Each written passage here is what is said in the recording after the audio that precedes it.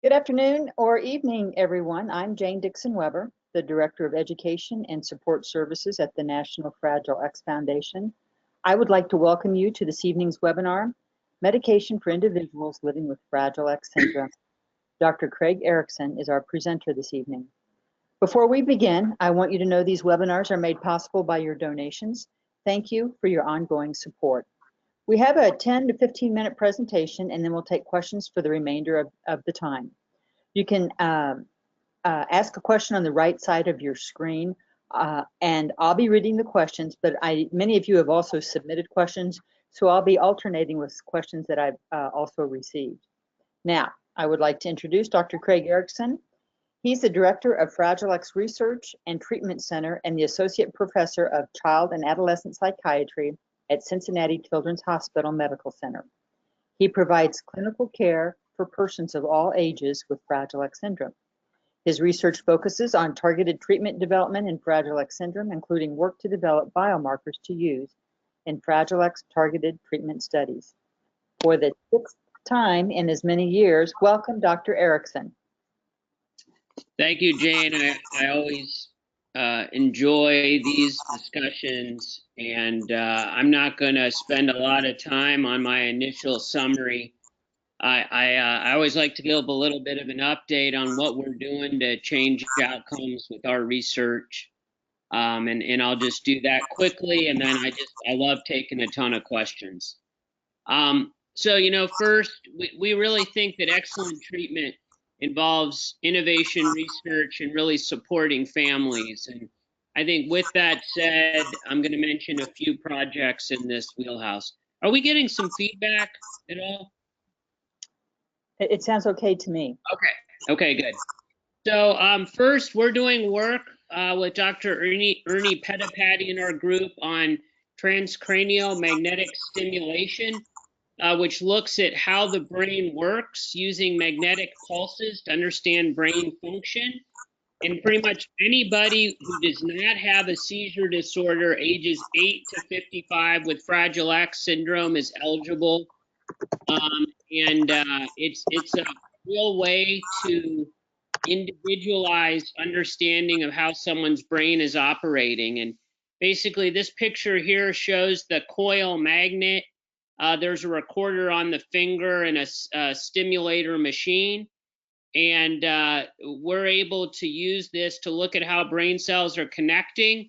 And we hope to potentially use it in new treatments in Fragile X, potentially focused on cognition and anxiety. And the FDA has approved this as a treatment actually of depression. And we think it may have some other use in Fragile X as a very safe, non-invasive way to support brain cell connectivity in Fragile X. So this is an exciting, new project in 8 to 55-year-olds.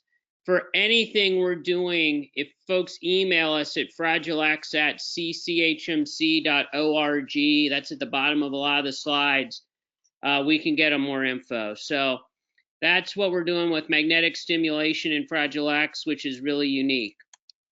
The next project has to do with infants, and we have an infant program in the under 36-month-old range where we provide initial developmental assessments, research opportunities, clinical recommendations. We assist families with connection with services, but we do MRI studies that include no radiation and are quite safe. We do them at nap time or bedtime in 3-month to 36-month or 3-year-olds. And Dr. Kelly Dominic in our group is really doing this work. And we're comparing kids with Fragile X to younger siblings of individuals with autism who don't have Fragile X and typically developing babies. And really to understand the brain and its structure and predictors of later development of autism and seizures and other things like anxiety and Fragile X. So, it works pretty well. We do a ton of preparation, no sedations involved, there's no radiation. And, we've had a really good success rate with infants in the project. And like all of our projects, we can support national travel in from all around the country to do these things because we want to create the opportunities to be as broad as possible in our emails there. So any infant work, we see people all around the country, and Jane's very helpful with passing on this information. The next project looks at single doses of medicines and if they can be used to predict long-term treatment success. So we call it a single dose challenge. We're now studying lovastatin, minocycline, and baclofen. And what happens is people come in, they take a single medication dose, they do EEG studies of brain electrical activity before they dose, they wait 6 hours, and they do the repeat EEG and repeat cognitive testing. And we've been able to tease out a subgroup of individuals with Fragile X with a certain EEG pattern who really respond better to minocycline and show improvements in memory and auditory attention, or their attention. So this is a really novel National Institutes of Health supported project. National travel support's available for it. There are these 4 visits, as we note here, that are kind of one long day. But it's really personalizing what's a medicine doing in an individual. And then at the end, we're able to unblind what you got when and feedback to families, what maybe worked best. So you really get that information within a couple weeks of completing the project. So you know what clinically of these drugs, may be helpful. And this is 15 to 55-year-olds that I'm talking about with the single dose project. Baclofen, lovastatin, and minocycline, 15 to 55-year-olds. And the travel says $500 there, but we have more travel funding than that available for people that travel around the country. The final project is a novel anxiety communication and cognition treatment called AZD 7325, where we did animal work, and now we're doing a human study in 18 to 50-year-olds. And there's travel available to support that. It's a clinical trial that uses EEG and computer-based testing to look at what a medicine's really doing in an individual in this age range with Fragile X to kind of right the ship with their brain connections and brain responses or not. And it's a drug that's got a great safety profile. It's been around for years. Primarily studied in anxiety, and we've seen some real positive things with it. And we've got about, I would say, 8 more slots that we can fill in the AZD 7325 study. So we have 8 slots and about 9 more months to get people in. So been a ton of interest in this one, but if you have interest, let us know. We can probably get you in. And it's, here, Stephanie Booker's the specific woman that coordinates this one, but fragilex@cchmc.org for any of these things.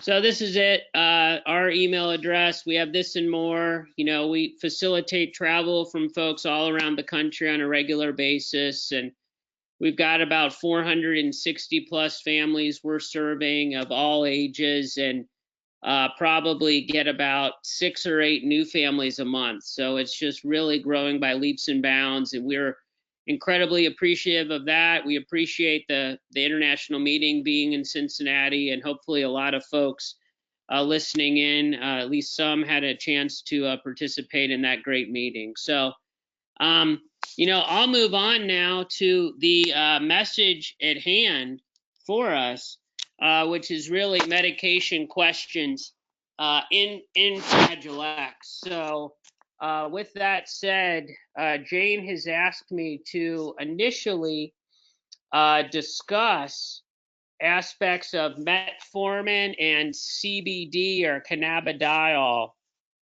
as treatments. And I'm going to address metformin first. So the first point about metformin is understanding what the drug was initially used and approved for, and how it's been adapted for study in Fragile X.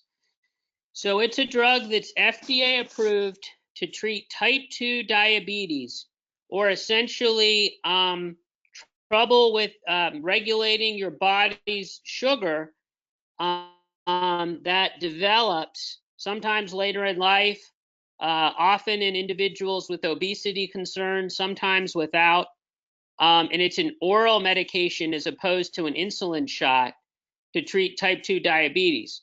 Now, it's been around for a long time. It's been around for decades. And I would say about 15 years ago, folks started writing about using the medicine to treat weight gain associated with other behavioral drugs.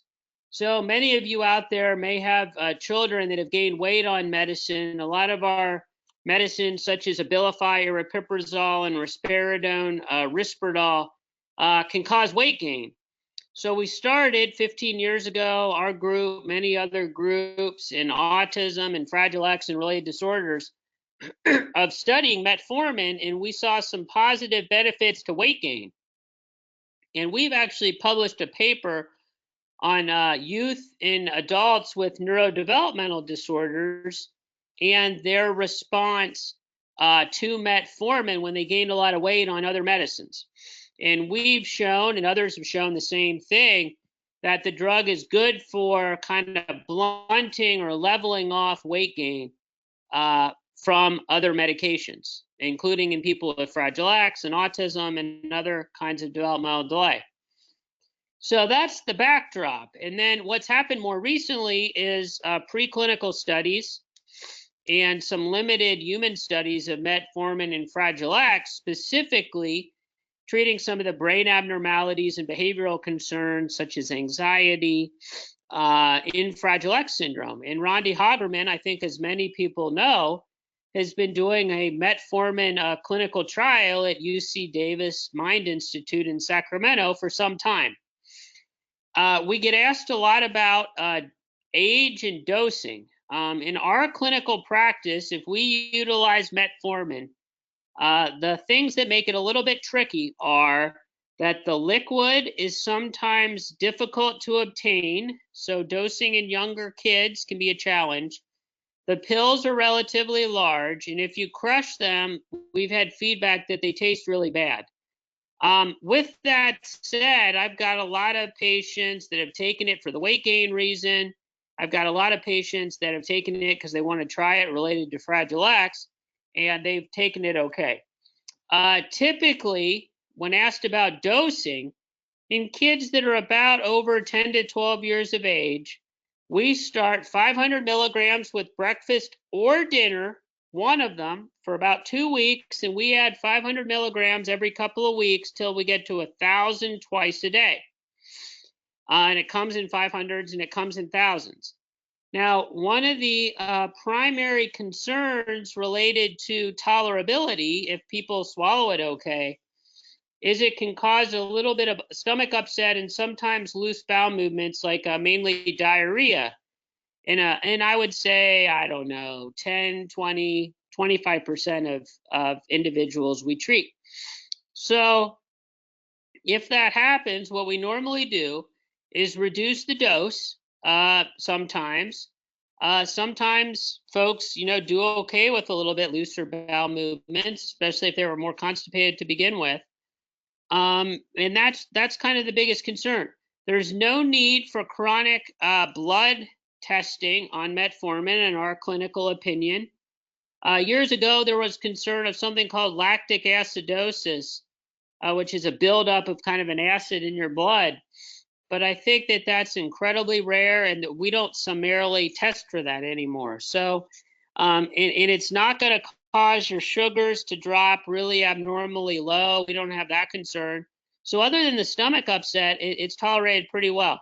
But we always dose it at breakfast and dinner. And then in younger children, like if they're 6, 8, small 10-year-olds, those kind of things, we probably do 250 milligram increments at a time and gradually go up, sometimes as low as 125. But the problem is it's hard to get really low dosing with the pills, and if you cut the pills, they taste bad. And again, the liquid, which has traditionally been called Riomet, it sometimes suffers from production issues, meaning it's hard to get. So again, older kids, adolescents, adults, we do 500 a day, increase by 500 every couple of weeks. So 500, then 500 twice a day, then like 500 in the morning with breakfast, 1,000 at bedtime, or not, excuse me, at dinner, and then 1,000 twice a day, breakfast and dinner. Is kind of our traditional dosing. Now, metformin is thought to have some positive effects regulating cellular signaling, meaning how fast cells are kind of communicating. That's shown to be kind of extra rapid in Fragile X, and it kind of normalizes it.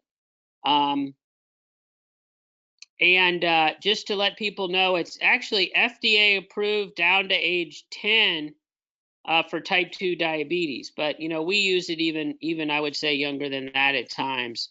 But we really just have to watch for that loosening of bowel movement issue is the primary concern. So I certainly in our center will clinically treat people with metformin. We have a handful of individuals that have tried it. I can't say that I've seen breathtaking results personally, but I think the number of people I've treated is not huge, and I defer to Dr. Hagerman for more broad experience. I think her clinical trial is well designed and will get us some good information, but I would say that the medicine has a pretty good safety profile. It doesn't have a lot of bad toxic effects. So I'm certainly not telling families to avoid it either. So, and if somebody's gaining weight or they're overweight to begin with, and they've gained a lot of weight on medicine, it can be really helpful. So, I was using it before it was a quote Fragile X specific treatment for these weight gain issues for a long time. And so I think, I think it has some utility there. And I'm always happy to consult with, other providers and other doctors because we get a lot of questions about metformin dosing. A lot of primary care doctors, maybe aren't used to using it for this reason. So, to that end, we're always happy to consult, and I would kind of talk them through the dosing I just mentioned. So that's my general metformin overview, and I'm happy to answer more specific questions. CBD oil is a Can, really can I ask you a yeah. quick question on metformin? Yep. So you said you go down to age 10. How old can people be on it? Can you be in your 60s and older?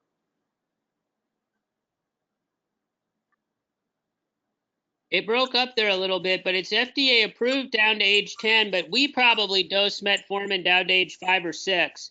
In particular, if we can get the liquid formulation, which is a little tricky to get, and sometimes by even doing quarter of 500 pills to get down to 125 milligrams. So even though the FDA approval is down to 10, we will go younger. You just have to be careful with some of the GI issues.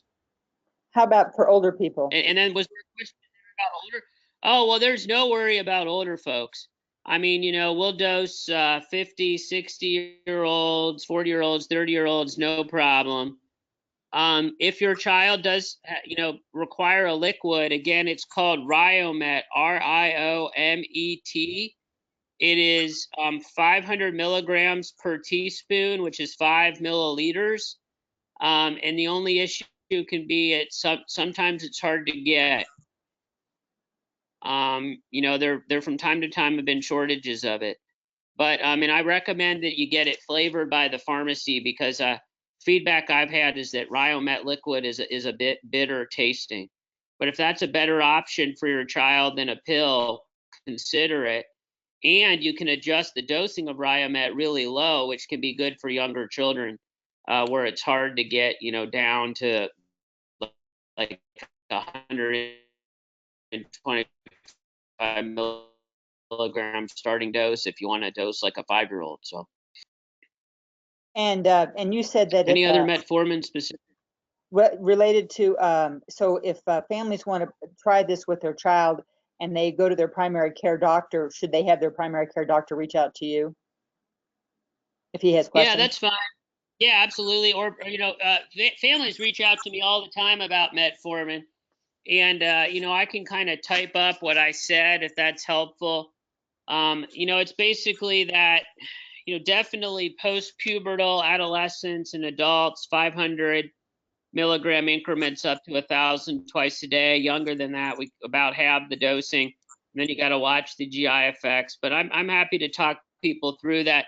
We've also published, there's some published papers for weight gain associated with other medicines that provide some nice parameters for average dosing, and we could provide those references, and maybe even make those paper links available or list them on the website or something associated with this, because we provide that to providers, because sometimes they just like to know that like people are doing this, because otherwise they think it seems a little weird, to be honest. So I think it's helpful to say, oh yeah, there's this paper and we treated 250 people with developmental delay with metformin because, and they all, they were okay.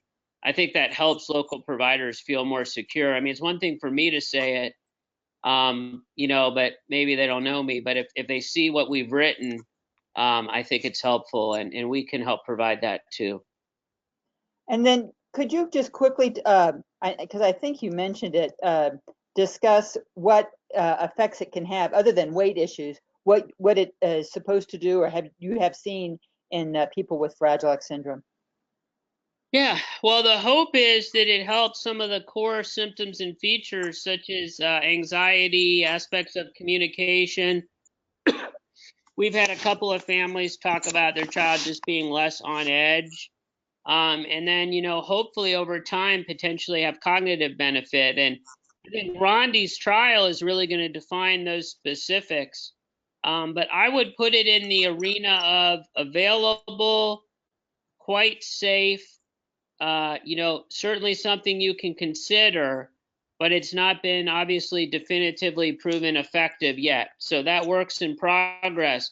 But the fact that, there's tons of people all over the world taking metformin, we know with pretty good certainty that nothing overtly negative should happen.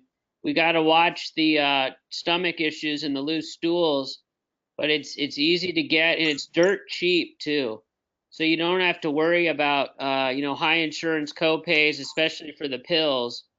And then if you have GI issues, you can try extended release, or you can adjust your dosing. So I think tolerability is really better than I ever thought it was going to be when we started getting into this about 15 years ago, and general developmental disabilities. And then do you know, are there any interactions with any other meds that could occur? I can't think of any offhand where it's like, don't absolutely take it.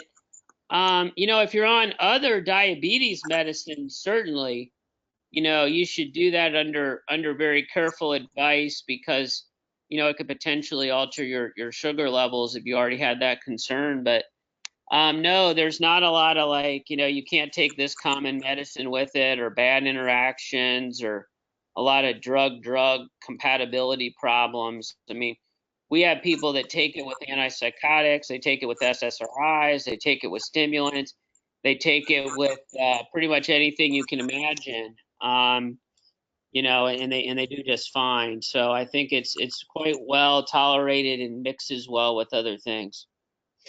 And if a person does not have a weight issue, will they still lose weight? No, I think that's a positive, right? Because if you were not overweight and took it, you don't want to be losing a lot of weight. So we do not have that problem. So it doesn't cause excessive weight loss or those kind of concerns, which is a great question. And the other thing people will ask a lot is, is it going to drop my blood sugar? No, it's not just going to do that. So if you're otherwise healthy and of a good weight and have Fragile X, it's not going to whip you into some bad kind of situation. So I think that's makes you feel a lot better trying it. Okay, I think we can move on to CBD. Thank you for that. Yeah, no problem. So CBD oil is obviously, it's a very tricky topic. And, I talk to families about it all the time. And I think in the United States of America, it's extremely confusing for families to navigate first what they're legally allowed to do. It varies by state, and at times the federal government, really disagrees with states. And then the added confusing part is that in a lot of ways, a lot of laws exist, but they're not enforced. And I'm going to give an example that I learned from this past week, because I think it really speaks to some of the complications. And this is in the state of Ohio, but I think it's true in a lot of states that do not have recreational legal marijuana. So in Ohio, pretty much for, I don't know, 10 years, and also true in Kentucky and Indiana, and pretty much the whole Midwest, you can buy CBD oil on the internet anytime. You can even buy it in a lot of stores. You can order it, and it's fine. No one ever gets in trouble. No one ever says anything. But it's still technically, by statute, against the law. And the problem there is, we've had some cases of kids that are in foster care, and the government's their guardian, and if they get CBD oil, it can cause a really big conflict. And I was talking last week with some family services workers in Ohio about some youth with Fragile X that were taking CBD, and they basically said, look, it's illegal, so we can't support that, and we're going to move these kids to another family, whatever. It's a real problem. And my approach is, from a medical ethical standpoint, we would never report a family to child services for giving their kids CBD oil. Number one, no laws are enforced against it. Number two, there's evidence in Fragile X of a positive effect on anxiety and behavior from the Zenerba study that was done in Australia.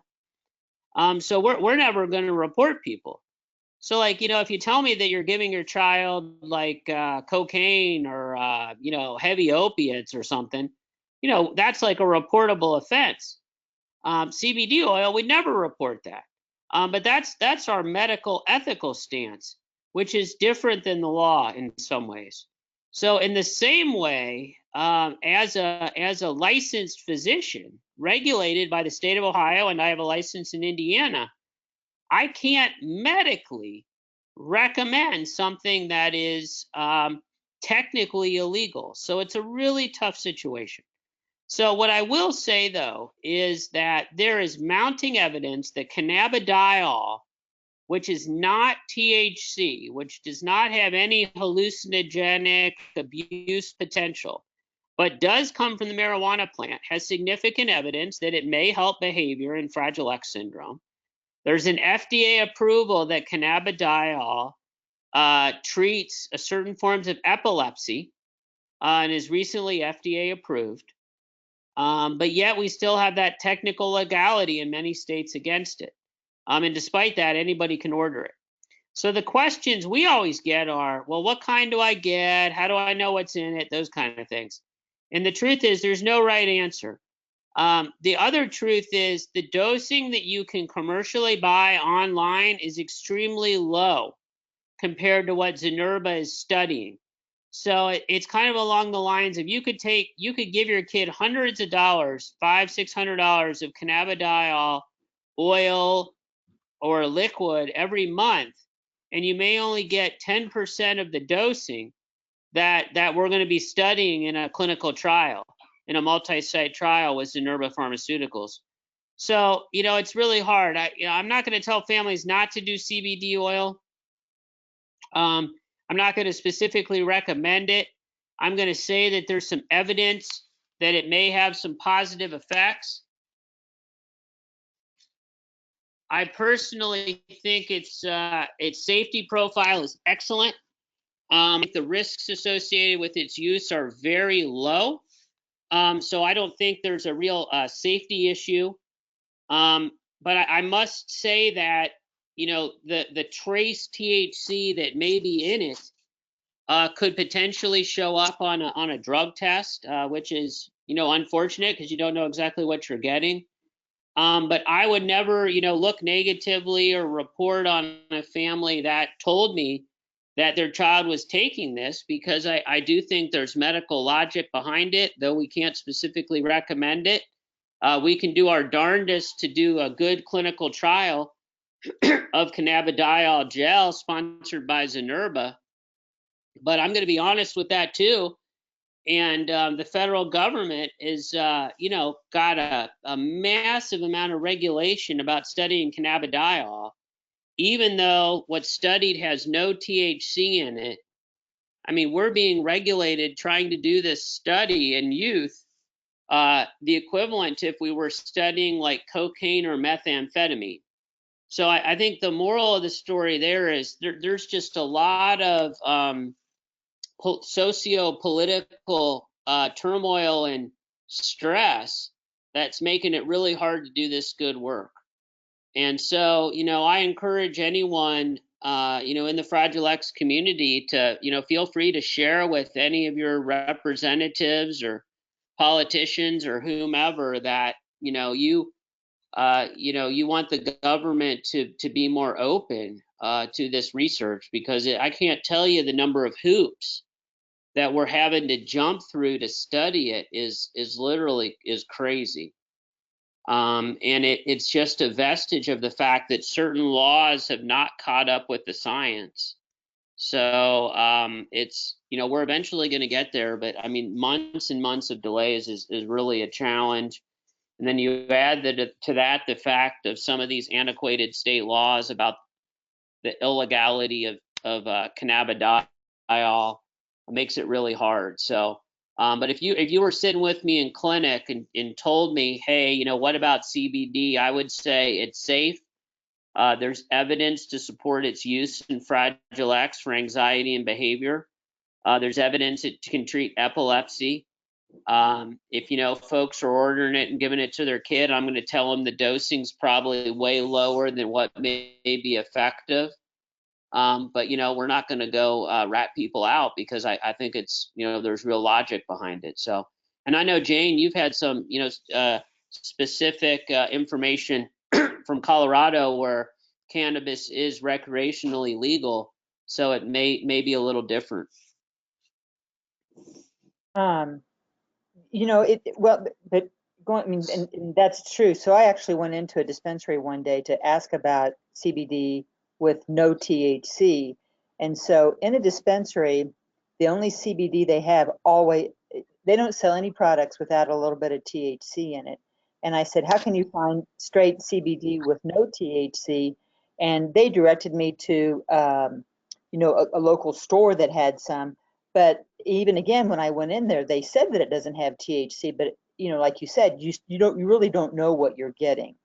And so if I mean, like you were just saying that you would tell families, if families asked about it, but do you have any experience on what kind to get or where to get it or anything like that? Or is that still up in the air? You just never know what you're getting. I think you still are not exactly sure what you're getting. I mean, we've had a lot of families anecdotally speak to us about, various companies, but, when you read the fine print, there's still potentially trace THC. Now, do I think medically, scientifically, that trace THC is causing problems? I'd be lying to people if I said it's causing problems. But upon testing or something, it could test positive. It's just, frankly, it's a sad situation where the law has not allowed the science to catch up to where we should be. And, we're going to do this cannabidiol gel trial in under 18-year-olds, with Zenerba, but it leaves out all the adults that are kind of left hanging. So, I don't feel good about that. I hope we can get this study done quickly, and if there's something positive, expand the age, because I think, there's real biological potential there. And it's just, the laws. I mean, it's no individual's fault. I mean, I deal with people at the Drug Enforcement Agency, and like I said, they're treating it like we're studying cocaine. But it's not their fault. That's just the way the federal law is. I mean, for me to have cannabidiol in our hospital, it has to be in a password protected safe in a locked room with video monitoring, and only I can take it out of the safe. Pharmacists can't even touch it. I mean, I think that just speaks to some of the kind of the insanity that's involved. And that's the reality of it. We're doing all this overkill because it is the law. But none of us would testify that scientifically or biologically we need to have that much fear, given the safety profile, because there's no THC in the research grade cannabidiol. So, we're going to go at it. And I do want to say one last thing. If families participate in the Zynerba cannabidiol project, there's so much anticipation and excitement that I think even more than a lot of projects, it's going to be prone to a huge placebo response. So really, I think families are well served in any trial, in particular with CBD, to have a healthy skepticism. You don't want to go in there being negative. If you were negative, you'd never have your child participate in a study. But you also want to have a healthy kind of thought of, is this really different? Is the positive difference in multiple circumstances? Would several different adults that see my son or daughter, would they give the same feedback?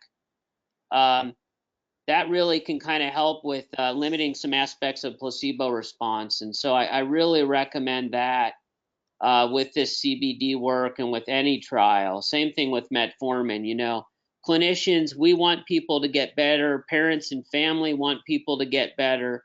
We're always going to have the inclination to rate folks as improved.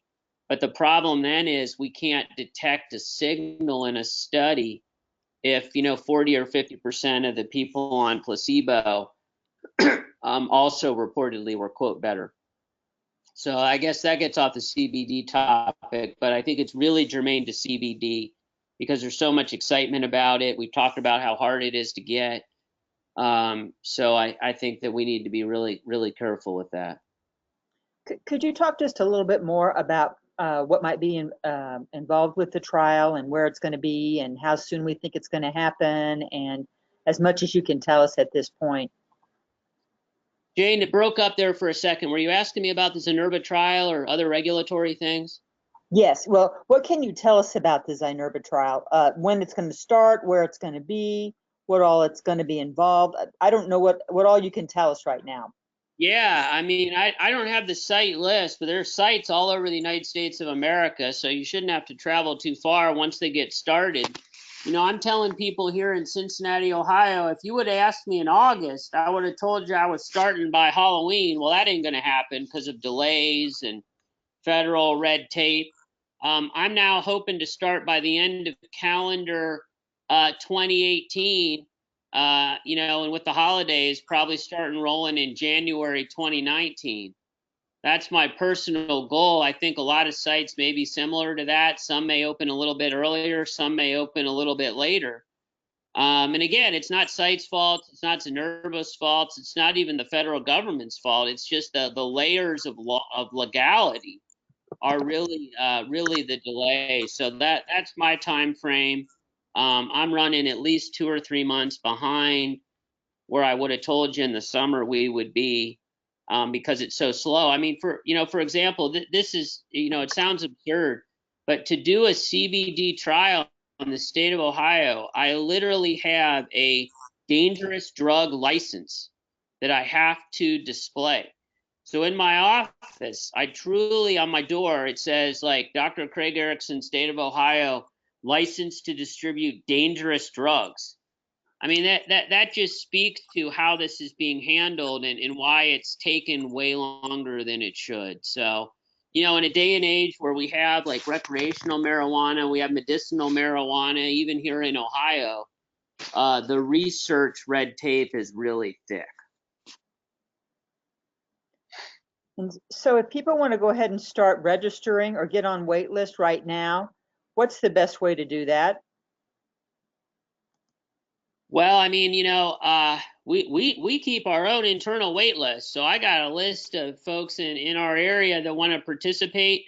I think let me check here real quick. Clinicaltrials.gov is a great unbiased national repository for trial information, and I'm checking real quick to see if we've got a good opportunity there. If It people is. go to clinicaltrials.gov and put in Zynerba, Zynerba, or if they put in cannabidiol, which is a long word, you can find the site with the contact information where you can essentially, kind of get yourself on a list. It's 3 to 17-year-olds, and there's a massive amount of information about it. But there's contacts there from Zynerba, and they also list 19 study locations. So you could also find the closest site to you, and there's an email address for everybody. So, in Ohio, even though I'm not started yet, it has our coordinator, Kayla O'Brien, listed, and it has my name. So you can go through, if you go to clinicaltrials.gov and search ZYNERBA, you can contact your local site and try to get on a list. It says that there's a site in Phoenix that's recruiting. Denver says recruiting. Rush says recruiting. I don't know if this is all accurate. New Jersey may be recruiting. So I don't know. It says I'm recruiting too, but I'm not active. So I can't speak to the realities of it, but that's the best way to like get on a list and get moving. And that's true for any trial. Like I recommend clinicaltrials.gov .gov for anything. You could look up Rondi's Metformin trial. You could look up my studies that I mentioned at the beginning. You can search for a person's name like Hagerman Fragile X or Erickson Fragile X. You can search by a company. You can put in a drug name, and you'll get good contact info and nice summaries of the project. So I recommend clinicaltrials.gov as a nice repository for any inquiries. Just a couple more questions that have come in. Let's see, I lose track. Any contraindications with other medications when you're taking CBD? None. Okay. I know of nothing that I would be worried about. So could you again briefly discuss the types of behaviors that the effects on behavior or the effects that you might see on CBD? I think the biggest thing is anxiety. I think the early Zynerba data from Australia talked about improvement in repetitive behavior, social behavior, anxiety, social avoidance, potentially repetitive behavior. I mean, the goal is to get a generalized kind of calming effect without being sedating. We hope that may, if it works, also help communication. But that's generally kind of how it looks. I'm going to go ahead and just so everyone knows, I'm going to take somebody's, I'm going to post the Zynerba trial from Australia. Should CBD be spaced? Like when the timing on CBD, any suggestions or any recommendations on if you take, when you should take your CBD? I would say, no real time of day thing. When we're, going to be studying CBD here officially with the gel that rubs into the skin with the Zynerba project, we're really looking at twice daily dosing, where it's, rubbed into the skin a couple of times a day. So I think that's probably the best estimate.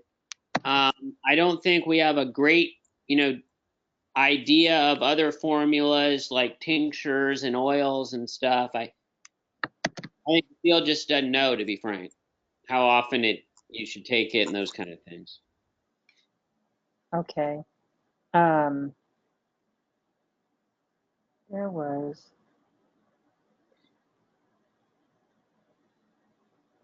THC in young kids supposedly changes their brain, how their brains form. Would that be true with CBD as well? No, so I mean, there's really good evidence that if you use THC like in childhood or adolescence, that it's definitely bad for you and it increases risk of later drug abuse and can have some negative developmental effects. I do not think that applies to CBD, purified cannabidiol. The actual receptors and the sort of brain's response to THC and cannabidiol is really not similar. So I wouldn't worry that the THC risks to a growing brain are similar to the cannabidiol risks to a growing brain. I think they're like apples and oranges. The confusing part is they come from the same plant. That's what makes it so hard. I mean, if it was different plants, we wouldn't even talk about this. But so many things in life derived from nature can sort of be different components in the same beast, and that's what this is.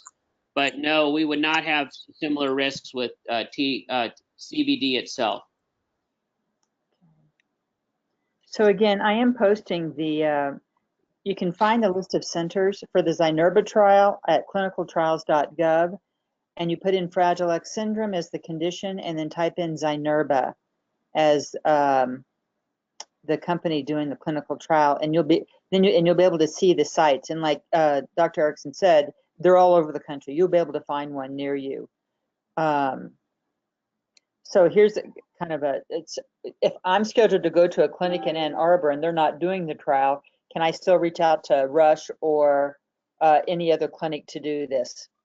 Oh, absolutely. I mean, for any trial, you could go to Rush, you could go to Cincinnati, you could go anywhere. I mean, I've got people that come and do trials from all over the place, because it's not available. Or, if you live in Cincinnati, Ohio, and you want to fly out to Rondi to do a Metformin trial, absolutely, that's fine. I mean, I think if it's not in your area, you could definitely, move around to find it. But the hope is, at least regionally, it's not going to be a absolutely terrible experience to find a Zynerba trial site, is the hope. Okay.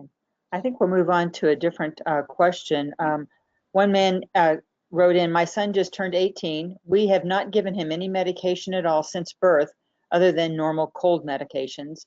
I don't want to give my son meds unless they have a benefit that far outweighs the side effects. How do we determine what he needs? Well, Jane, where I tend to always start these conversations, and I had one earlier today with a family of an adolescent female with Fragile X, is, look, let's go through some of the classic Fragile X concerns: anxiety, inattention, hyperactivity, social avoidance, insomnia. Is there any aggression, self-injury, severe tantrums? And then you elicit concerns. Ask the families, is there anything else that's impairing your child's ability to participate educationally, to participate in school? Is there anything getting in the way? And then, really focus on that, because, if somebody has a little bit of anxiety, but it's not really getting in their way, and maybe once a year they get upset at a family gathering, maybe it's not that big of a deal. But I think everything is about understanding functional impairment. So what could you be doing that you can't because of something we may be able to treat, I think, is how we often think about it. And then we truly weigh risks and benefits. So if Johnny is, biting his hand twice a month and, that's it maybe doesn't get in the way. But if he's biting his hand every day and he's getting a lot of calluses, and he's biting his hand to get out of, doing academic work, or to not go to therapy or something, that's a totally different ball of wax. So I think it's about functional impairment. Is it getting in the way of quality of life, of educational experiences, of therapies, of learning? And then what could we potentially treat? So, like, let's say that this family came to us and they said, well, my daughter with Fragile X has really bad anxiety. And she has some learning issues, but it's the anxiety that keeps her from being able to work, or keeps her from being able to stay in school all day, or keeps her from being able to go to speech therapy because she's so nervous that maybe she has bladder accidents, or she bites her hand, or she plops on the ground and won't move. Well, those are some clear areas where anxiety is really impairing. And, we have some potential anxiety treatments like selective serotonin reuptake inhibitors, or SSRIs. The most commonly used in Fragile X are citalopram, Celexa, and sertraline Zoloft. And they have a pretty limited side effect profile. So that may be an example where the risks may be lesser than the potential benefits. So it's all about weighing it out. And I totally get what families say. Look, like, I don't want my own kids taking medicine they don't need. I make my life's work out of prescribing medicine. My wife's a primary care doctor, but you only want to take something if you really need it, and we get that. And you also only want to take something at the lowest effective dose. So that's really important too. And when you start a medicine, you want to know what you're targeting. You want to understand the outcome you want to improve, and then see what happens. So it's like, take a medicine for anxiety is easy to say, but if the goal is to be able to stay in school longer or go to therapy or whatever, are we achieving that goal? And do we need to adjust a dose to try to get there? Do we need to change medicines?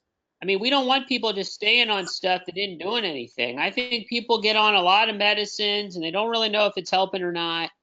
They're still having problems. They get kind of stuck. Their provider doesn't really, have a lot of experience sometimes, and it can be tough. So those are tough scenarios. And again, I'm happy to talk, offline. Families can email this fragilex@cchmc.org. I do web connections with families and phone calls all the time. We're happy to help out because these are tough decisions, and we get that. Great, thank you. Okay. My daughter is 19 and a half, has been on risperidone, 2 milligrams, 1.5 daily. Seems to be okay for behavior. She's some defiant, does some things intentionally wrong or sloppily, some self-talk, intentionally ignoring, but I'm mostly concerned about weight gain, even with no change in diet or exercise. Any other med recommendation? Well, we hear a lot of this. Risperidone's associated with weight gain, Abilify or Piprazol's associated with weight gain. First of all, our medicines that work really good for significant aggression and self-injury and tantrums, they're not going to get rid of all oppositional behavior in the world. So you really need to pair good behavioral intervention, work with behavioral psychologists, come up with behavior plans, and consider medicine at times. So some of that stuff that's lingering there that you mentioned, Jane, that's something that in Cincinnati, our behavioral psychologist, Rebecca Schaefer, would be all over that with behavioral planning and supports. To get to that weight gain question, it isn't going to just go away. So Risperdal causes weight gain, and that's a concern.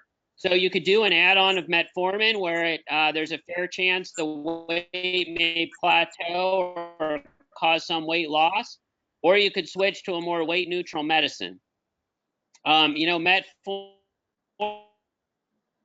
now with the positive Fragile X specific data that I discussed, that can be a nice add-on option. But at the same time, it's the idea that you're treating the negative effect of one thing with something else.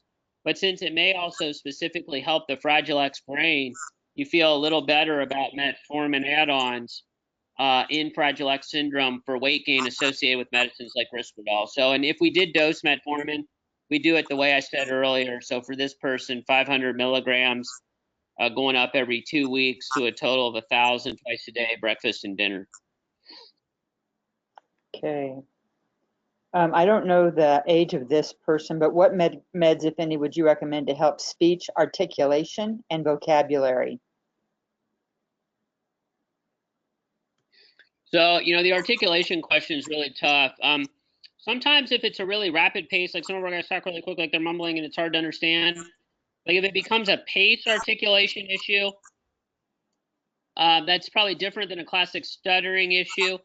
A lot of times that really rapid pace and the unintelligible speech may have a strong anxiety component. We work with Len Abadudo at UC Davis and some others have done this, but we've been doing expressive language sampling in Fragile X, and we do see high rates of unintelligible speech and high rates of very rapid speech. And in my experience, if anxiety is lowered, sometimes that can really improve.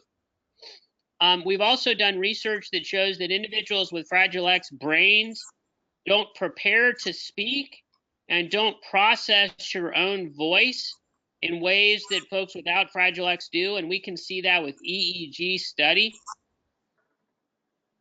And we believe that a lot of new targeted treatments hold a lot of hope for improving communication, but it may be by just reducing anxiety, or it may be by correcting some core Fragile X brain connection challenges. So Liz Berry-Kravis's, really landmark NeuroNext study in 3 to 7-year-olds, and we're a site for that. It's enrolling into the spring of next year. It's a toddler study. It's really focused on language development, and it's a language learning intervention plus a medicine called AFQ056. I think Liz has talked about it on webinars here. But the point there is, I think a lot of these treatments improve communication by limiting anxiety. So I can't point, we study acamprosate. I've studied that for years, and we've published on enhanced language.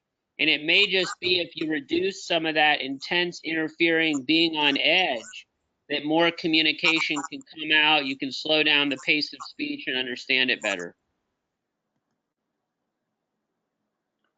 Okay, I'm going to go ahead and post a link to the NeuroNext trial, so you can watch for that too.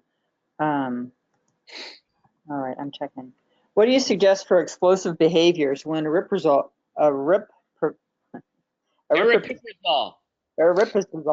is ineffective and too sedating, and metformin is not appropriate for the young man? Well, if aripiprazole fails, our next move is to risperidone, which someone discussed earlier. If risperidone doesn't work, if they're both causing weight gain, we use ziprasidone, which is the generic of Geodon. It does not cause weight gain. Sometimes we've had really good luck with quetiapine or Seroquel, which in extended release form has less sedation than immediate release form. There's definitely a list to go down. If you're not having weight gain problems, olanzapine or Zyprexa is good, but it can cause terrible weight gain. Sometimes we use older drugs like haloperidol, Haldol, and chlorpromazine, Thorazine. There's a newer version of aripiprazole, a derivative of it called brexiprazole or Rexulti, Rexulti. I've started to dose some patients with that that have not tolerated aripiprazole well, and they've really done well. So I probably should write a paper on that soon, but it's a new option. It's on patent, so it's a little more pricey and more of an insurance co-payment kind of thing. But brexiprazole or Rexulti is an option, along with the more traditional kind of risperidone, or if you're bad weight gain on everything, ziprasidone, which is Ziprasidone. Wait, I should write that one down. So that's another one. Can you spell that again? The ziprasidone, Ziprasidone. It's the generic for Geodon, Geodon. It does not cause weight gain. We've published one paper on it. We also just had a risperidone Fragile X paper come out Kelly Dominic in our group wrote it. And we got really good response in about 1 out of 3 people that, hadn't tolerated other stuff. So 1 out of 3 ain't great, but for folks that are having, not good response to other things, it's not terrible. But if your weight gain's awful on everything, ziprasidone is the one kind of mood stabilizing heavy behavioral medicine that doesn't cause weight gain. Okay. You've mentioned Abilify. Have you seen any issues with tremors occurring with the use of this drug? Our son is 30 years old. Yeah, there's some risk of tremors with Abilify. I would not call it a high risk, but we do see it. Sometimes the tremors can be treated with beta blockers like propranolol, but we do occasionally see kind of a fine or an intention tremor. Intention means like when you try to do something, like if I try to hold my phone, it shakes more. So there is some risk of that. If you really read the label on any medicine for behavior, mood, or anxiety, there's a small tremor risk. I think with tremors, I think a lot about quality of life, like how impairing is the tremor. Severe tremors can make it hard to eat and hold a fork or a spoon or a knife. Milder tremors may not bother people. Sometimes you can get kind of a whole body tremor. That's a more significant concern than kind of a fine hand tremor. Okay. How effective is propranolol for anxiety and aggression? Hey, I think the tricky thing with propranolol is getting the dose right. You probably have to dose it pretty high to the point that your pulse goes down a bit. You need to kind of gradually adjust it. If you start it too quickly, you can get kind of a lightheadedness and a headache. I've not had a ton of success with it. I think there are, some rare responders to it. It's not going to cause weight gain. It's not going to cause tremor. There is some risk of tiredness, and there's some risk of, especially higher dosing for chronic anxiety has some risk of depression associated with beta blockers like propranolol, because it's traditionally a high blood pressure medicine.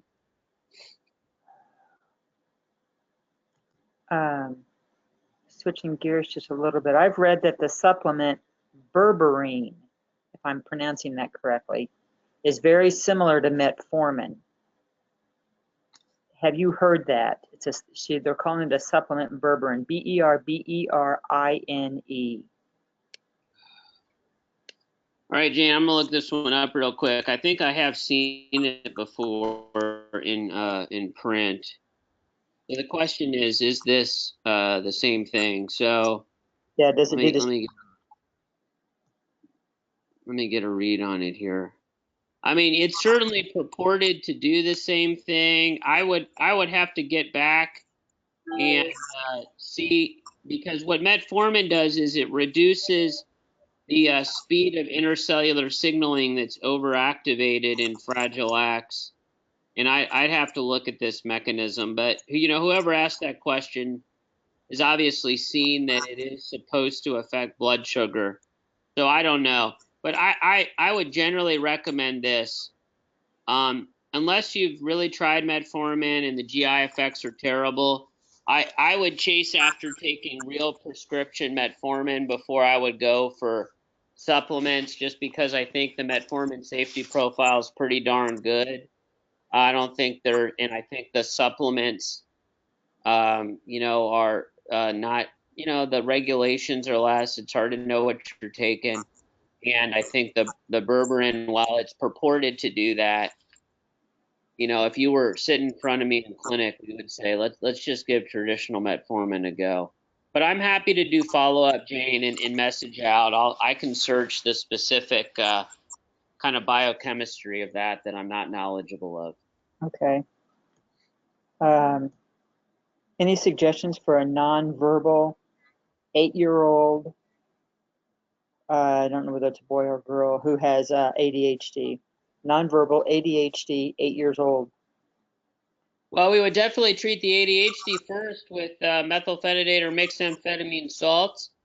We would observe for any anxiety component or trouble tolerating changes in routine or a lot of people. I think if we get anxiety and focus better, it may help individuals to communicate. And I always tell families that, I mean, I've had 8, 10, 12, 16, 25, 26, 30-year-olds that really start speaking and use words. So I wouldn't give up hope.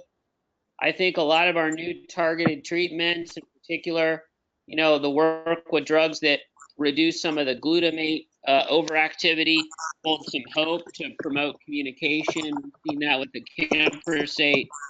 I'm hoping that the AZD 7325 drug we're studying promotes communication.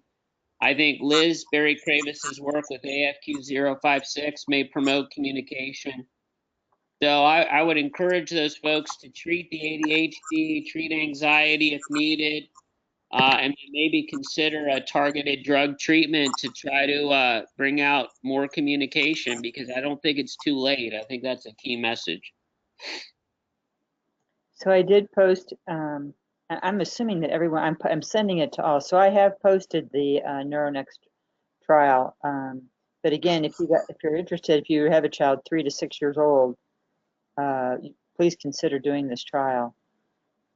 But this is an 8-year-old. Okay.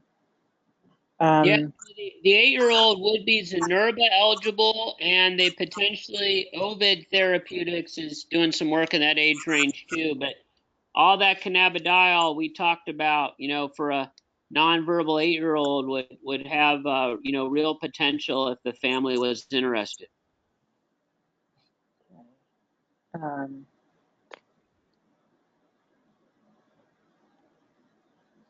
How do these medications help with aggression that seems to be learned? That's a really tough situation because, when aggression has a purpose, like to get out of something or to meet a need, or when it's really learned automatic response to like frustration about communication. Again, I think we have to do medication plus behavioral interventions. That's what we would do in Cincinnati. I think that's the way to go. Now, with that said, I think medicines like aripiprazole, risperidone, some of the others we've mentioned can really help aggression and self-injury. And the way I describe it to families as increasing frustration tolerance. So there's less of that 0 to 60 move of explosiveness when there's a bit of frustration. It just kind of increases the ability to, handle something you don't like. So instead of automatically, if I learn that aggression like gets me out of going like to the dentist, I'm able to be a little bit more reasonable and withstand things that maybe cause a little bit more stress. So I think medication could still really help, but I would work with a behavior specialist, psychologist, behavior analyst too, if available. Because I think especially for these ingrained things, having a a team with a behavior approach and the best medication available gives you the highest chance of success. And we've treated a lot of really challenging cases along the lines of what was described, and I think it's the teamwork that's very important.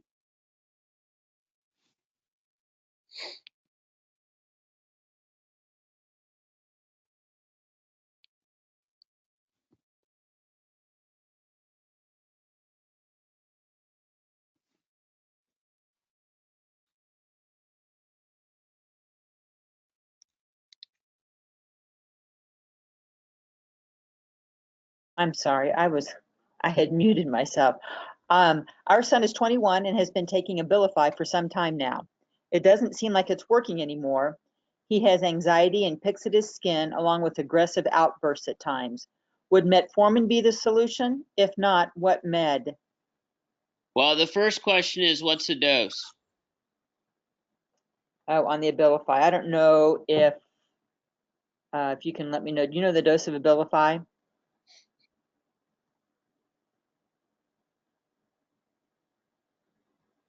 The reason being is the first thing we do is looking at dose adjustments. 15 milligrams.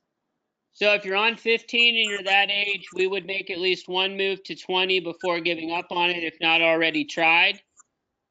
Safe dosing range that may be effective is about 5 to 30 a day. So we would make one adjustment. If it doesn't do anything, then we'd move on potentially to risperidone next. If it helps a little bit at 20, you can go as high as 25 or 30. If you're having tolerability issues, we could potentially try that Rexulti, which is brexpiprazole. Sometimes it's tolerated better. But I don't necessarily think a metformin add-on would get at significant tantruming and agitation. I think it may take a medication dose adjustment or a swap out if the behaviors have gotten pretty extreme. Okay. They said thank you. Let's see. What about Boost Bar for OCD behaviors? You know, Boost Bar, not a lot of specific OCD evidence. It's a pretty mild medicine for anxiety. It rarely can cause some abnormal movements like antipsychotics, which I've seen once or twice. But specifically for OCD, like really extreme kind of repetitive compulsive behavior, haven't had a lot of luck with it. Antipsychotics do help OCD, again, aripiprazole, risperidone, and related. SSRIs in particular at high doses, like 80 milligrams of fluoxetine, Prozac, 250, 200, 300 milligrams of sertraline, Zoloft, 30 milligrams of escitalopram, Lexapro, 50 milligrams of citalopram, Celexa. Those kind of SSRI doses can be helpful too for OCD, and we would definitely trial that before Boost Bar.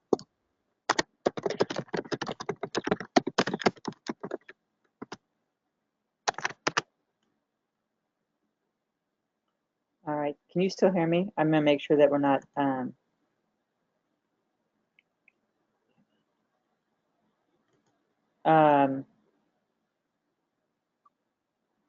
Yeah, I hear you, Jane. Okay. I'm just. How helpful is minocycline, and for what behaviors? That's a great question. We've been studying minocycline single dose, and we've actually seen in maybe 30 or 40% of adolescents and adults some improvement with attention and some improvement with computer-based testing as it relates to kind of errors that you make with decisions. So, I'm hopeful that we're maybe for a subgroup seeing a pro kind of cognitive and an anxiety reducing effect. But I think the issue may be that it's not necessarily true in everybody. So that's where we're really trying to personalize the medicine and use EEG, which puts a cap on your brain to see what your brain electrical activity is like. To profile who may best respond, because I think we can almost begin to pre-identify this 30 or 40%. It kind of becomes the fingerprint of your brain, who may best respond. So I think anxiety, focus, ability to kind of process information, there's some positives.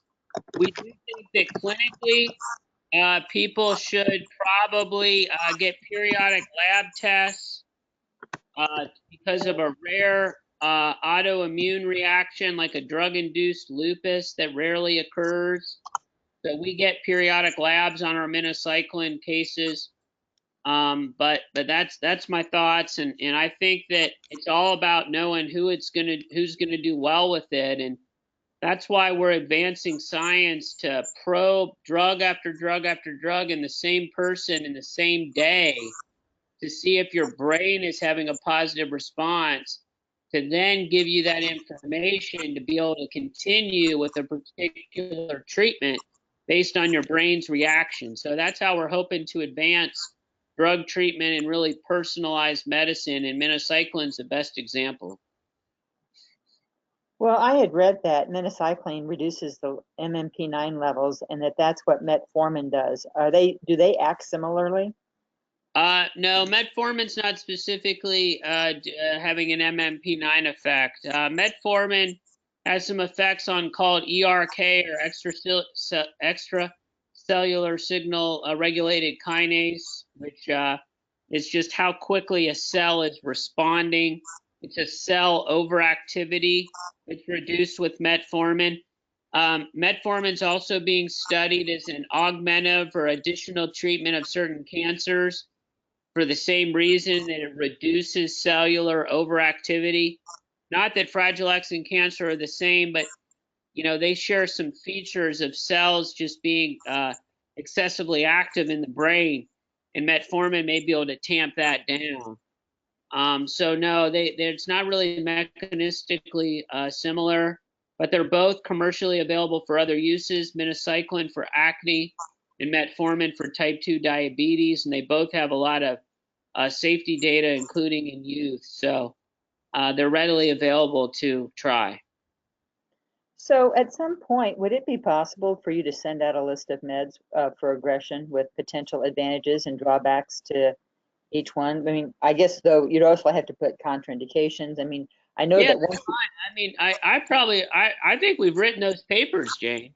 I mean, yeah, I'm happy. I can have our assistant get a copy of some of our more recent reviews that look at treating Fragile X by symptom, and we can just dial into the aggression section, and you can look at the evidence and the medicines and everything that's been studied and available. We're happy to do that. Well, and just so everyone on the call can hear, what I can do is when I get these papers from Craig, because you're all registered, we can send these papers out to you. So we'll work on that.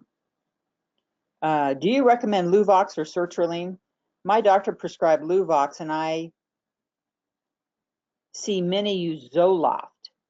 Do you have a preference, Luvox or sertraline? I mean, Luvox was studied in adult autism 20 years ago with positive results.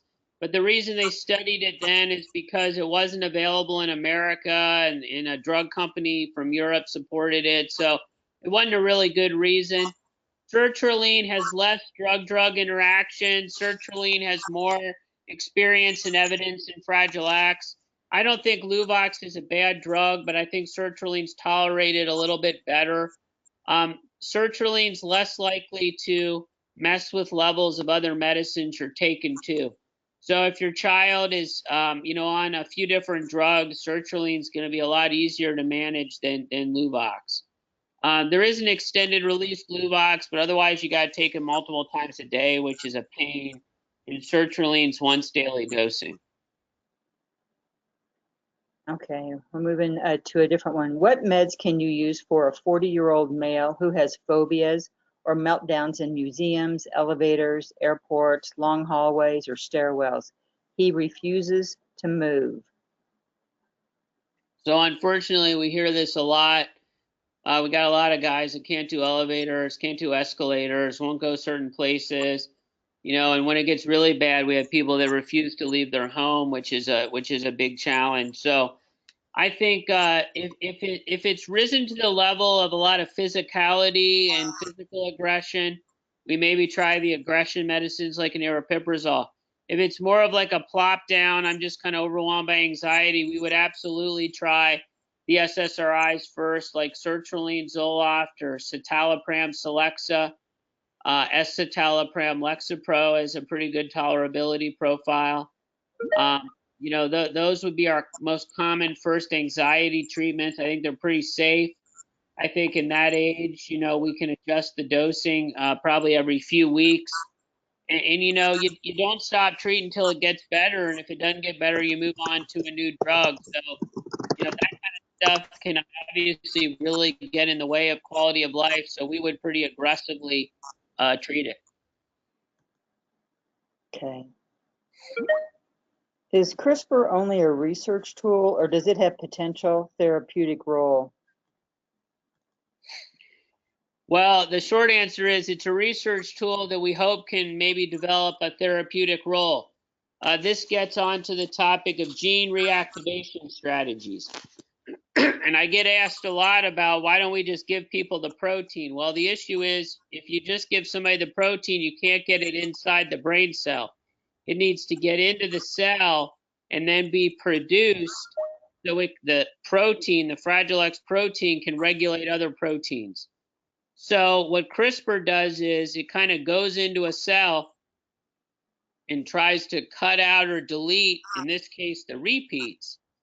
But the challenge with CRISPR now is how do you get the CRISPR technology where it needs to be? And I think that's a challenge. I think there was a poster at the international meeting in Cincinnati, excuse me, about microparticle technology, trying to get CRISPR entities into cells, into the brain. The other methodology for reactivating protein has been FDA approved in some other kinds of severe developmental delay and disability. One of them called spinal muscular atrophy, which is a really terrible neurologic condition where children die very young. And in that, viral technology was used to fix a genetic abnormality, and the babies are now living and able to walk and survive. So we have some real interest in viral mediated strategies to have a virus that's been made, safe, so it's, not causing negative infections, enter cells and then make the protein. So, we're excited about that, but I would say we're still several years away from CRISPR or viral technology really getting in the clinic. These things are probably going to have to be delivered with spinal infusions, like epidural, because the fluid in around your spinal cord also bathes your brain. So that's a very complex thing to do. But I'm excited about the technology, both viral strategies and CRISPR. I think we need to keep pounding that door down, and we hope to be on the forefront with likely several others of protein reactivation in the next several years. Can you talk about curcumin and Nutlin 3? Well, I can talk about curcumin. I'm not so clear on the second one there. Is it like a nutmeg derivative there or what? I've never heard of it. I'm looking it up real quick. Nutlin 3. Curcumin has some, positive effects in some Fragile X preclinical studies. Curcumin is extremely safe. The challenge with it is it's hard to get it to pass through the GI tract. I've had a few moms try curcumin in infants with Fragile X that have had some good developmental outcomes. I can't prove it was the curcumin, but I think the safety profile is excellent. I get asked similar things about omega-3 fatty acids a lot that I think have a general protective effect on the brain, but we don't know how Fragile X specific that is. But I think the downside's really low. If families asked us about their kid taking curcumin and omega-3 fatty acids, fish oil, I would not dissuade them, but we don't really have well-designed evidence to support it either. Any suggestions for medications for learning difficulties for a 9-year-old boy? Well, I think that's the core of discovery and how we're trying to enhance cognition. Yeah. And, I think if you would reduce that 9-year-old's anxiety, it may help some. But, I think that this is really the pace of what is a Fragile X specific drug, right? And, it could be minocycline for some patients. It could be metformin for some. It may be combinations. Transcranial magnetic stimulation with the magnet I mentioned, may have a therapeutic effect. And so I think the jury's out, but I would encourage that family, if they think their child's having anxiety or inattention or hyperactivity, to treat that. I'd encourage them to consider safe clinical trials and safe Fragile X medication development, like a CBD gel, to consider. Potentially something like a metformin prescribed off-label. But, I mean, that's what we're spending our life's work on, trying to improve cognition and enhance the developmental trajectory. Because I tell families, look, people with Fragile X, they make gains over time, but we want to just shift that developmental window up. And I think that's at the core of that family's question. How do we promote learning? How do we promote cognition? And that's what our new treatment work's trying to do. And we're working with a lot of great scientists to measure learning and cognition and language so we can tell if we're changing it. And, that's really the goal. But I think you treat what interferes first, and then you get in targeted treatment development, maybe a clinical trial if you want to really, push to enhance learning as best you can. Okay. We're getting down to the bottom of the hour, but we've got a couple. Here's a good one for you, Craig. Do you have any recommendations specific to infants? Our son is 3 months old. So what I recommend with infants is, number one, it is early recognition is associated with better outcomes in a lot of developmental disorders, including, we believe, Fragile X, and that you need to get early referrals to the most aggressive therapies and interventions possible. Things like applied behavioral analysis services as early as, 18 or 24 months of age. But what we would suggest right now, right here, is a developmental surveillance, early evaluation, and the earliest elements of speech, occupational, physical therapy. And then what we add to that is we do expressive communication and language analysis with a digital voice recorder called Lena, Lena. We're doing it at our center because before you talk, you babble, you coo, you make sounds, and we track that over time to develop progress with the earliest use of language. And then in our infant program, where, as I mentioned at the beginning of this discussion, an hour and a half ago, we do MRI imaging as ways to predict later developmental outcomes. We are fine if families, get involved early on with fish oil, and sometimes curcumin is the most benign infant supplement options that we've had some families choose to use. But, we're happy to see infants from all over the country and the world and really offer them kind of this full court press of, are you getting all the right therapies? Are you getting the right interventions? Are we tracking your child's brain development as best we can so we can see improvement over time and open up the envelope? But, I think being diagnosed at 3 months versus even 3 years opens up a world of opportunity. And that's why we want to improve early diagnostics, because I think we can change outcomes. But you need to be at a center that's used to seeing infants with Fragile X. We do that a few places. But, let's go at it and be on the journey with families. And I think that that's a great window to improve outcomes, and we'd be happy to talk with them more. Okay. I just sent you I just sent her a message. Let's go to the other end. My uncle is 65 years old and is on a plethora of stabilizers such as Klonopin, Elavil, and it seems that doctors throughout his life have always just wanted trial and error and used meds in that respect, mostly unsuccessfully. How difficult would it be to transition him from his current 3 to 4 meds to just the ones such as Metformin? Well, I'll be honest. I mean, years of a lot of medicines, Elavil and Klonopin over to Metformin, that could be a little bit tricky.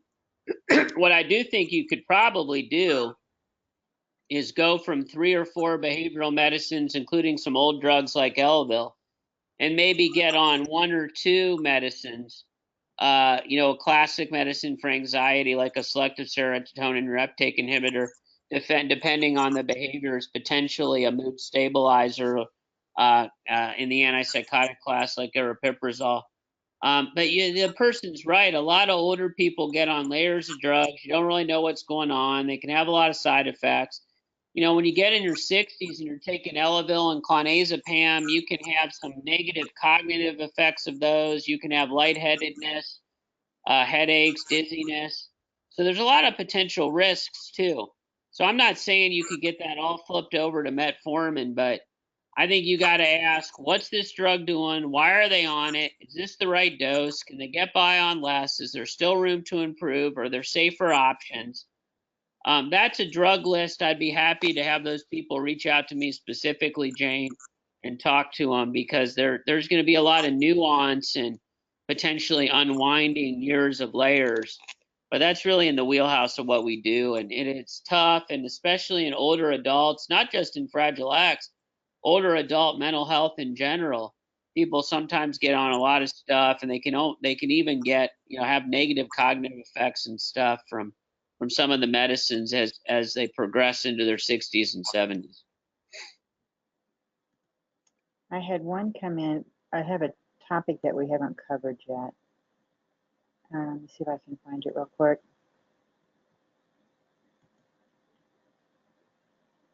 It had to do with premutation carriers and some of the issues that you see. Just a second. So it's going to be more.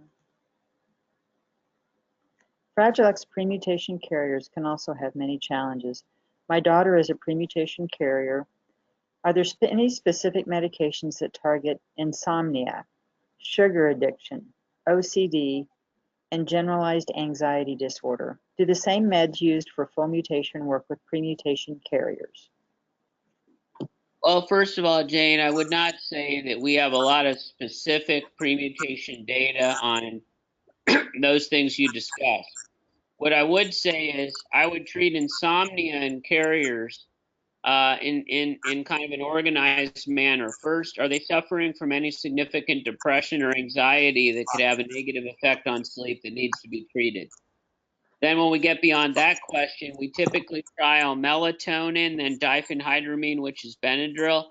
If those fail, we move on to trazodone at a dose of about 50 to 200 milligrams for insomnia, then potentially clonidine, then potentially mirtazapine for insomnia. But if you're having a lot of anxiety or mood issues that are driving it, it really makes sense to treat those first. What were some of the other points there? Sugar addiction, that's tricky. I don't know if that's an appetite thing, but I would say that a lot of premutation carriers and folks in the general population may eat more or less if they're having mood or anxiety issues. So that there may be some core other features that are driving some of those concerns. So, Craig, we are at the bottom of the hour, and I'd like to be very respectful of your time. So I can have, would you like me to have emails come in to me and I forward them to you? You want them to come to you in case people have further questions? How would you like to? Whatever works, Jane. People can email this fragilex@cchmc.org. They can email you. We're happy to field the queries. I mean, I'm doing more calls than I can count a week with people in all over the USA and the world with these kind of questions. So I love this time to engage directly, but I'm happy to keep up the dialogue and support, families impacted by Fragile X all the time. So direct email or through you, Jane, either's fine. Okay, and so everyone can see the email that goes into Cincinnati Children's, and I've posted my email. I think most everyone has it. It's jane@fragilex.org. It's Jane with a Y. And so I think with that, we will close for the evening. I'd like to again thank Dr. Erickson for sharing his expertise with us. I mean, it's always a wealth of information. Had the largest largest number of people join the webinar that we've ever had. So I really appreciate you all joining us. We had feedback, so with me. Let's see. Maybe you can 1 minute. Maybe not. We're still going to have a couple more webinars, and we're going to have webinars next year. And again, these webinars are made possible by your donation. Please consider making a donation onward. Dr. Erickson, do you have any? Dr. Erickson, do you have any words? I just want to say, Jane, I really appreciate doing this. And, I chair the clinical trials committee of the associated with the National Fragile X Foundation and the Clinics Consortium. And we remain very hopeful in Fragile X new treatments. There's interest all over the world. We're in ongoing dialogues with companies and academicians and scientists, and we're very hopeful of new breakthroughs, and we continue to pound the door down. And, we couldn't do this work without the support of families. And we know that trial participation can be a challenge, but we want to provide every opportunity possible to offer excellent clinical treatment in clinic and excellent research resources, because it really is bringing together research, innovation, and support of families to provide great treatment. That's what we believe, and we're going to keep doing it. There's a great field of Fragile X leaders in this nation and abroad, and the National Fragile X Foundation is an amazing resource, and you've got a lot of people on your side out there fighting, and we look forward to it. And we're really blessed every time a family comes into our clinic, and we're going to do our best to truly change the outcome. So I'm bullish and excited, and we're going to keep at it.